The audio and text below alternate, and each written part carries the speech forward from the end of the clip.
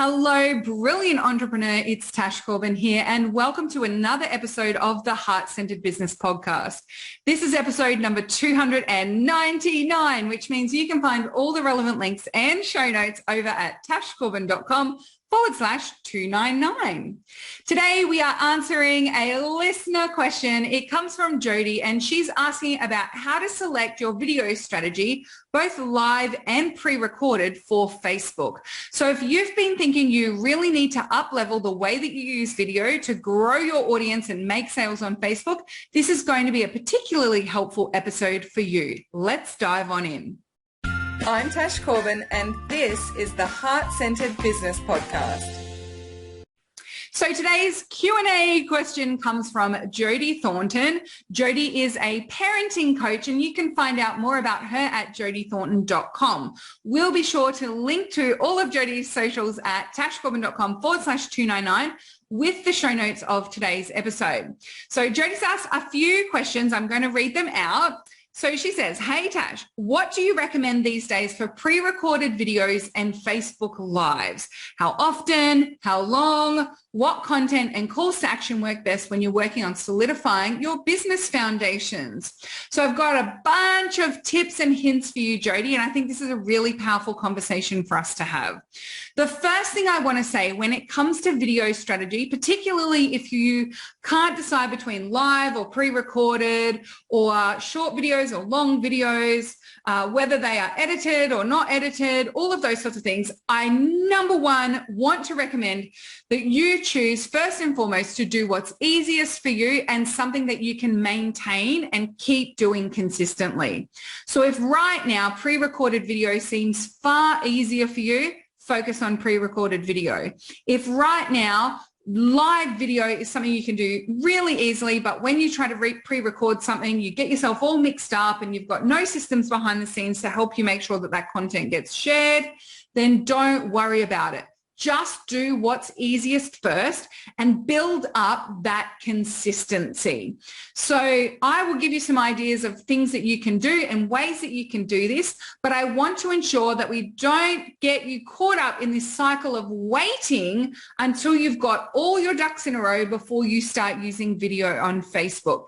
Video is a really fundamental part of your content plan, and I want you to start doing videos sooner rather than later and nail that consistency. So if that means you choose whatever's easiest for you right now and start with something that isn't necessarily optimized, it's definitely not going to be perfect. I would rather you start and maintain that consistency than keep putting it off until you can get it perfect.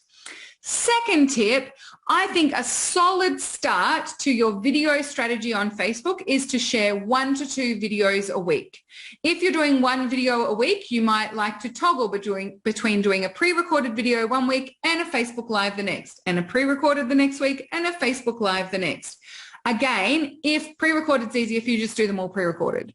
If Facebook Lives are easier for you and you don't want to do anything pre-recorded, that is totally fine.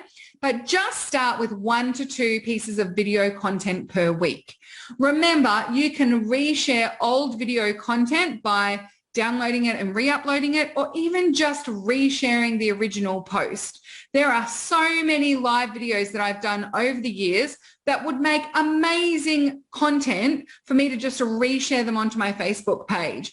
And often the reason why that doesn't happen consistently is because I'm just churning out more and more content when I don't necessarily need to. It's just the thing that comes easiest to me. I am a content creating machine, and so I don't necessarily reuse or repurpose old content as effectively as I could. That's definitely something I'm working on with my team to start being more savvy about how we reuse video content in particular. But ultimately, if you can just start getting 1 to 2 videos out on Facebook each week, you are going to be doing an amazing job of building up that consistency, nurturing your existing audience, attracting in new people, and also building an audience that you can retarget with paid advertising as you move through from the startup foundations of your business into the scaling stage of your business as well. So To answer your question about how long should your videos be, I actually answer this question with a question, and that is, how long of an attention span have you earned from your audience? So if you haven't been doing videos at all consistently, I would start with very short video content. If you've got a really warm, really hot audience who love watching your videos, who will sit and watch 30 minutes of you talking, who lap up everything that you do, then you're going to get away with longer video content. I would still do a mix of short form and longer form video content. So in most cases, I would recommend when you're first starting out, get your video content to about the 5 to 7 minute mark maximum. And then you can start to build into some sporadic longer videos here and there as your audience tolerates it more. So if you haven't earned the attention span of your audience, don't do lots of long form video content because no one's going to see it through to the end. And when it comes to getting those videos to be really effective, tip number 4 is remember that different videos and lives have different jobs to do.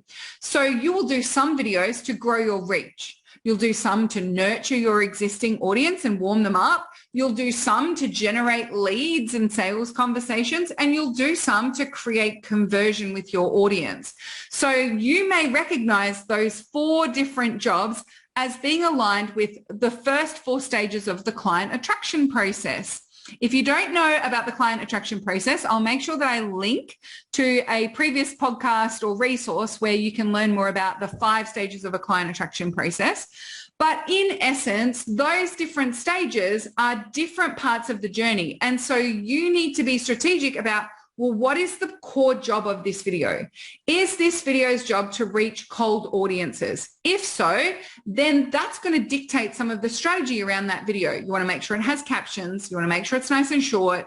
You want to make sure the first couple of sentences really get to the point quickly and attract in and capture people's attention. You want the call to action to be a low ask, a low risk ask, and you might even not have a call to action on it at all. When it comes to reach-based videos, you also want to make sure you've got a very sexy, very sleek and succinct summary so in the written form so that people can make a discerned, informed decision about whether they want to watch that video or not. There's nothing worse than clicking on a video to watch it, not 100% knowing what it's about, and then being 30, 40, 90 seconds in and thinking, I've just wasted that 90 seconds of my life. I have no idea where this is going, or this has nothing to do with what I was looking for. So don't waste people's time. Be succinct and remember those first few seconds are going to be really critical for reach-based videos. For videos that are going to be nurturing your existing audience, then you can have them a little longer. The call to action is going to be perhaps to engage in a conversation with you, either in the comments or sending you a direct message. The call to action may also be to go over to your website and see another piece of content or grab a free resource. But the job of that video is different to a video that's going to be a reach-based one. So that will dictate then the length of the video, what you focused on, how you initially draw in your audience. Nurture videos, I don't recommend that you have those, sexy, succinct starts to them that are giving a big lofty promise, because you want to actually have those videos really resonate with your warmest audiences. So in nurture videos, I might be more likely to start them. I would be more likely to do it live, and I'd be more likely to start it with, hey, say hello if you're here, and reading out people's names and saying hello to them and developing that connection and that relationship. Whereas in a reach video, I would never do that, because cold audiences see you faffing about and saying hello to everyone, and you haven't bought that level of attention span from them yet. You haven't earned that yet. And so they will not hang around any further. So different videos have different jobs. And then if you're clear on what the job is, that will help you make decisions about what the strategy will be inside that video. So mix up the jobs that you get different videos to do.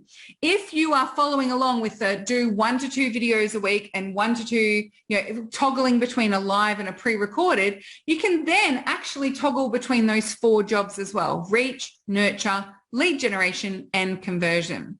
And then the final part of your question, Jody, was what works best in relation to calls to action when you are in foundations, in terms of strategy and calls to action, and when you're building your foundations of your business.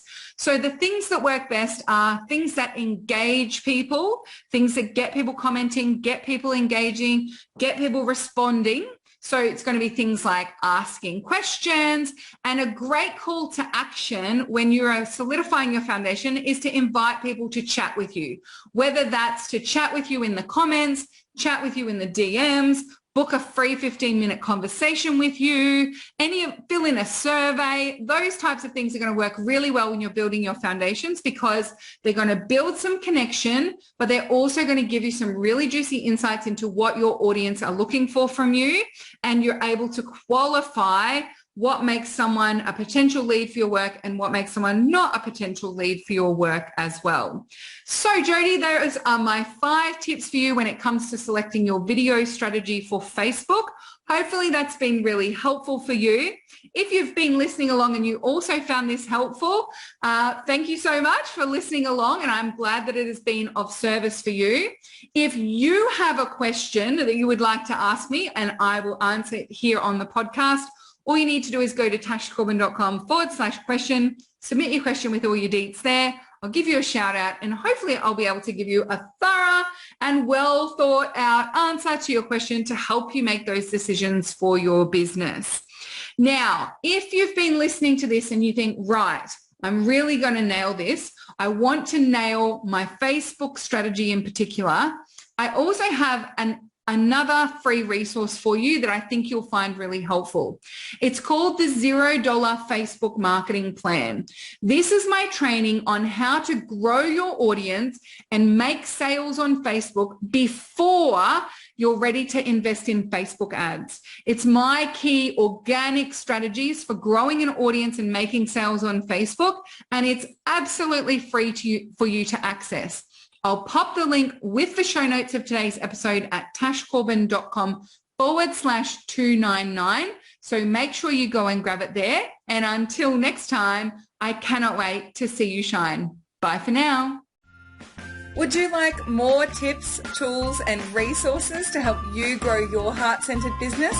Head to tashcorbin.com today.